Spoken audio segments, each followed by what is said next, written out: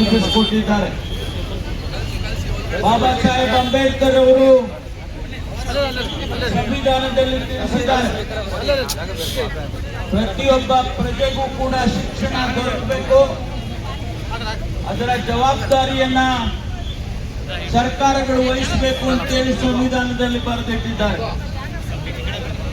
ಪ್ರತಿಯೊಂದು ರಾಜ್ಯದಲ್ಲಿ ಕೂಡ ವಿಶೇಷವಾಗಿ ಉನ್ನತ ಶಿಕ್ಷಣಕ್ಕೆ ಅವಕಾಶವನ್ನ ಕಲ್ಪಿಸಿಕೊಡ್ತಕ್ಕಂಥ ಕೆಲಸವನ್ನ ಮಾಡಿದ್ದಾರೆ. ಕರ್ನಾಟಕ ಇಡೀ ದೇಶದಲ್ಲಿ ಉನ್ನತ ಶಿಕ್ಷಣವನ್ನ ಕೊಡೋದ್ರಲ್ಲಿ ಮುಂಚೂಣಿಯಲ್ಲಿದೆ ಅಂತೇಳಿ ಬಹಳ ಹೆಮ್ಮೆಯಿಂದ ಹೇಳಬೇಕಾಗುತ್ತೆ. ಲಕ್ಷಾಂತರ ಜನ ವಿದ್ಯಾರ್ಥಿಗಳು ಇಂಜಿನಿಯರಿಂಗ್ ಆಗ್ಲಿ, ಮೆಡಿಕಲ್ ಆಗ್ಲಿ, ಡೆಂಟಲ್ ಆಗ್ಲಿ, ಅಗ್ರಿಕಲ್ಚರ್ ಆಗ್ಲಿ ಆ ಕೋರ್ಸ್ಗಳನ್ನ ಪಡ್ಕೊಂಡು ಪ್ರಪಂಚಾದ್ಯಂತ ಹೋಗಿರ್ತಕ್ಕಂಥದ್ದನ್ನ ನಾವು ನೋಡ್ತೇವೆ. ಕರ್ನಾಟಕದಲ್ಲಿ ಇಡೀ ದೇಶದಲ್ಲಿ ಪ್ರಥಮ ಬಾರಿಗೆ ಸಿಇಟಿಯನ್ನ ಮಾಡಿದ್ದು. ಯಾವತ್ತೂ ಕೂಡ ವಿದ್ಯಾರ್ಥಿಗಳಿಗೆ ಎಲ್ಲೂ ತೊಂದರೆ ಆಗದಾಗೆ, ಮೋಸ ಆಗದಾಗೆ ಆ ಸಿಇಟಿ ಪರೀಕ್ಷೆಯನ್ನ ಮಾಡ್ತಿದ್ದಂಥದ್ದನ್ನ ತಾವೆಲ್ಲರೂ ಕೂಡ ನೋಡಿದಿರಿ. ಮಾಡ್ತಾ ಇದ್ರೆ ನಮ್ಮ ನಾಯಕರನ್ನ ಅರೆಸ್ಟ್ ಮಾಡ್ತಕ್ಕಂಥ ಕೆಲಸವನ್ನ ಮಾಡ್ತಾರೆ. ನಾನು ಅದನ್ನ ಖಂಡಿಸ್ತೇನೆ. ಈ ದೇಶದಲ್ಲಿ ಪ್ರಜಾಪ್ರಭುತ್ವ ಉಳಿಬೇಕು. ಯುವಕರ ಭವಿಷ್ಯ ಯಾರು, ಲಕ್ಷಾಂತರ ಜನ ಇಡೀ ದೇಶದಿಂದ ಬಂದು ಪರೀಕ್ಷೆ ಬರೀತಾ ಇದ್ರು. ಒಂದು ಸಣ್ಣ ತಪ್ಪು ಕೂಡ ಭವಿಷ್ಯ ಬಹಳ ಮುಖ್ಯ ಅಂತಕ್ಕಂಥದ್ದು ಇವತ್ತು ನಮಗೆಲ್ಲ ತಿಳಿದಿರ್ತಕ್ಕಂಥದ್ದು.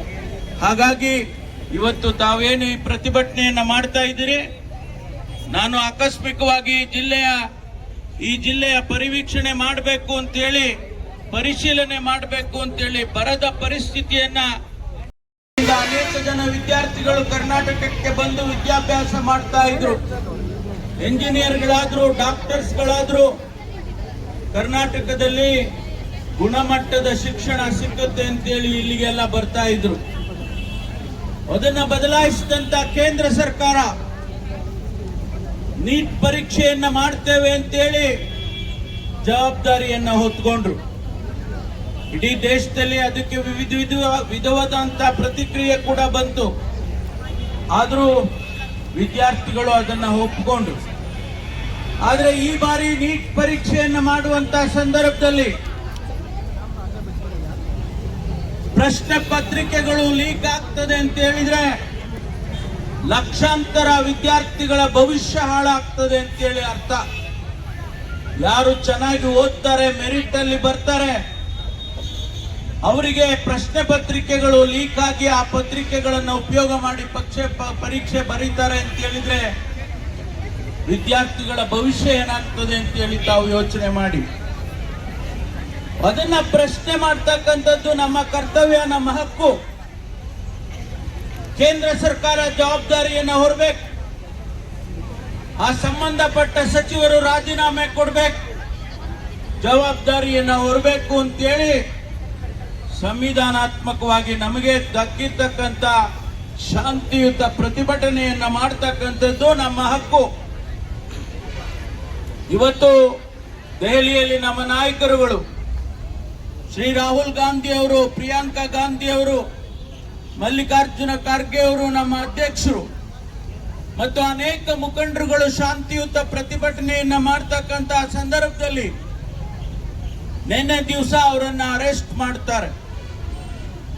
ಈ ದೇಶದಲ್ಲಿ ಪ್ರಜಾಪ್ರಭುತ್ವದ ವಿರುದ್ಧವಾಗಿ ವಿರೋಧ ಪಕ್ಷದ ನಾಯಕನನ್ನ ಅರೆಸ್ಟ್ ಮಾಡ್ತಕ್ಕಂಥದ್ದು ಎಷ್ಟು ಸರಿ ಅಂತೇಳಿ ಜನ ಇವತ್ತು ಇಡೀ ದೇಶದಲ್ಲಿ ಗಮನಿಸ್ತಾ ಇದ್ದಾರೆ. ಸ್ನೇಹಿತರೆ, ನಮಗೆ ಯುವಕರ ಭವಿಷ್ಯ ಮುಖ್ಯ. ಜನಸಂಖ್ಯೆಯ 60% ಇವತ್ತು ಯುವಕರಿದ್ದಾರೆ. ಕರ್ನಾಟಕದಲ್ಲಿ 1,90,00,000 ಯುವಕರು 16 ವರ್ಷದಿಂದ 35 ವರ್ಷದ ವಯೋಮಿತಿಯಲ್ಲಿ ಇದ್ದಾರೆ. ಅವರ ಭವಿಷ್ಯ ಮುಖ್ಯ, ಅವರ ಶಿಕ್ಷಣ ಮುಖ್ಯ. ಅವರಿಗೆ ಈ ಊರಿಗೆ ಬಂದಿದ್ದೇನೆ, ತಾವೆಲ್ಲ ಇಲ್ಲಿ ಪ್ರತಿಭಟನೆ ಮಾಡ್ತಾ ಇದ್ದೀರಿ ಅಂತ ಕೇಳಿದ ಮೇಲೆ ನಾನು ಕೂಡ ನಿಮ್ಮ ಜೊತೆಯಲ್ಲಿ ಧ್ವನಿಗೂಡಿಸ್ಬೇಕು ಅಂತೇಳಿ ನಾನು ಇಲ್ಲಿ ಬಂದಿದ್ದೇನೆ. ನಮಗೆಲ್ಲ ಶುಭವಾಗ್ಲಿ. ಬಹಳ ಜನ ವಿದ್ಯಾರ್ಥಿನಿಯರಿದ್ದೀರಿ. ನಿಮ್ಮ ಭವಿಷ್ಯ ಬಹಳ ಮುಖ್ಯ ನಮಗೆ. ಯಾವುದೇ ಸರ್ಕಾರ, ಕಾಂಗ್ರೆಸ್ ಪಕ್ಷದ ಸರ್ಕಾರ ಯಾವತ್ತೂ ಕೂಡ ನಿಮಗೆ ಭವಿಷ್ಯವನ್ನ ಕಟ್ಟಿಕೊಡ್ತಕ್ಕಂತ ಕೆಲಸ ಮಾಡ್ತಾ ಇದೆ. ಇವತ್ತು ರಾಜ್ಯ ಸರ್ಕಾರ, ಮಾನ್ಯ ಮುಖ್ಯಮಂತ್ರಿಗಳು ಶಿವಕುಮಾರ್ ಆಗ್ಲಿ ಅಥವಾ ನಾನಾಗ್ಲಿ, ನಮ್ಮ ಸರ್ಕಾರ 72,000 ಉದ್ಯೋಗಕ್ಕೆ ಇವತ್ತು ರೆಕ್ರೂಟ್ಮೆಂಟ್ಗೆ ನಾವೀಗಾಗಲೇ ನೋಟಿಫಿಕೇಶನ್ ಹೊಡಿಸ್ತಾ ಇದ್ದೇವೆ. ನಿಮ್ಮ ಭವಿಷ್ಯ ಬಹಳ ಮುಖ್ಯ.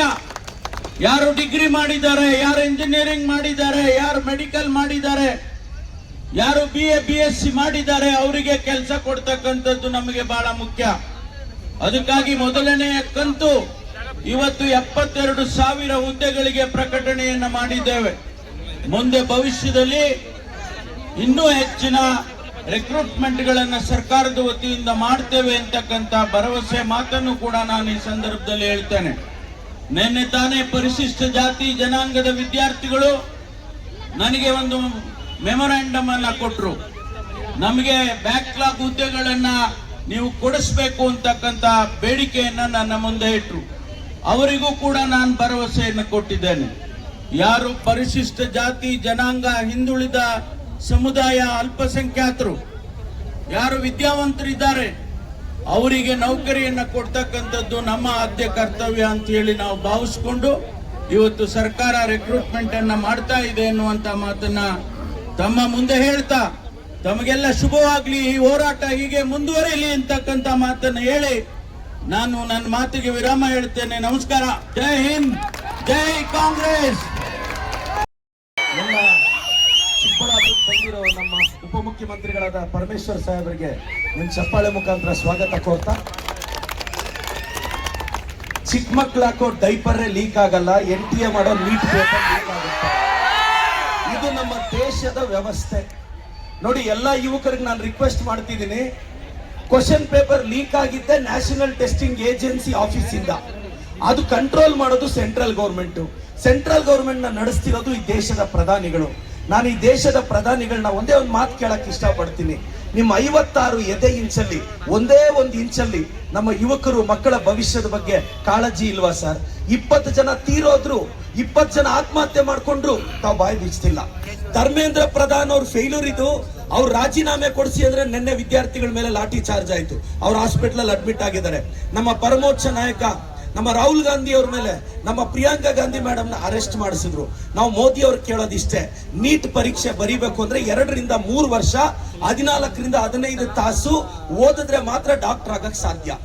MBBS ಅಂದ್ರೆ ಮಾ ಬಾಪ್ ಕಾ ಬಡಾ ಸಪನ ಅಂತ ನಮ್ಮ ಹಳ್ಳಿ ಹುಡುಗರು ಹುಡುಗಿರು ಕಷ್ಟಪಟ್ಟು ಓದಿದ್ರೆ ನಿಮ್ಮ ಯೋಗ್ಯತೆಗೆ ಒಂದು ಕ್ವಶನ್ ಪೇಪರ್ ನ ನೆಟ್ಟಿಗೆ ನಡ್ಸಕ್ ಆಗ್ಲಿಲ್ಲ ಅಂದ್ರೆ ನಾವು ಕೇಳ್ತಾ ಇರೋದು ಧರ್ಮೇಂದ್ರ ಪ್ರಧಾನ್ ಅವ್ರ ರಾಜೀನಾಮೆನ. ಇವತ್ತು 20 ಜನ ಸತ್ತೋಗಿದ್ದಾರೆ, ಅದಕ್ಕೆ ನ್ಯಾಯ ಇಲ್ಲ. ಮೋದಿಗಳು ಮೌನವಾಗಿದ್ದಾರೆ. ಆ ಸೈಲೆನ್ಸ್ ಇಂದ ಏನಿದೆ ಅಂತ ನನಗೆ ಗೊತ್ತಾಗ್ತಿಲ್ಲ. ನಾನು ಎಲ್ಲ ಯುವ ಜನತೆಗೆ ಹೇಳ್ತಾ ಇದ್ದೀನಿ, ಇವತ್ತು ನಾನೊಂದು ಕಾಂಗ್ರೆಸ್ ಪಕ್ಷದ ಶಾಸಕನಾಗಿ ನಾವಿವತ್ತು ಈ ದೇಶದ ವಿದ್ಯಾರ್ಥಿಗಳ ಪರವಾಗಿ ಧ್ವನಿ ಎತ್ತಾ ಇದ್ದೀವಿ. ನಮ್ಮ ಸರ್ಕಾರ ಈ ದೇಶಕ್ಕೆ IIT ಕೊಡ್ತು, ಏಮ್ಸ್ ಕೊಡ್ತು, ಜಿಪ್ಮರ್ ಕೊಡ್ತು, ಇಸ್ರೋ ಕೊಡ್ತು. ಈ ದೇಶದ ನಿಮ್ಮ ಹಳ್ಳಿಗೆ ರಸ್ತೆ ಹಾಕಿಸ್ತು, ನಿಮ್ಮ ಹಳ್ಳಿಯ ಮೊದಲ ಶಾಲೆ ಕಟ್ಟಿದ್ ನಾವು. ಇಷ್ಟೆಲ್ಲ ನಾವು ಸಹಕಾರ ಕೊಟ್ಟು ನೀವೊಂದು ಪರೀಕ್ಷೆ ನಡೆಸ್ರಯ್ಯ ಅಂದ್ರೆ ನೆಟ್ಗೊಂದು ಪೇಪರ್ ನಡ್ಸಕ್ ಆಗ್ತಿಲ್ಲ.